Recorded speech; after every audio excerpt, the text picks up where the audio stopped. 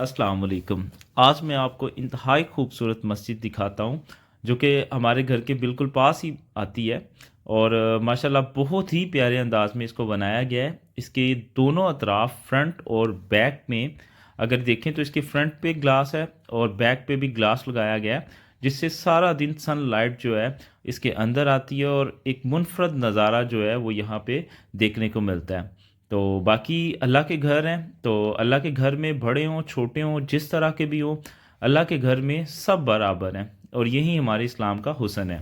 तो इसीलिए एक बात आपने फरमाया था कि एक ही सफ़ में खड़े हो गए महमूदो अयास, ना कोई बंदा रहा ना कोई बंदा नवाज, बंदा ओ साहबो मोहताज व गनी एक हुए, तेरी सरकार में पहुँचे तो सभी एक हुए।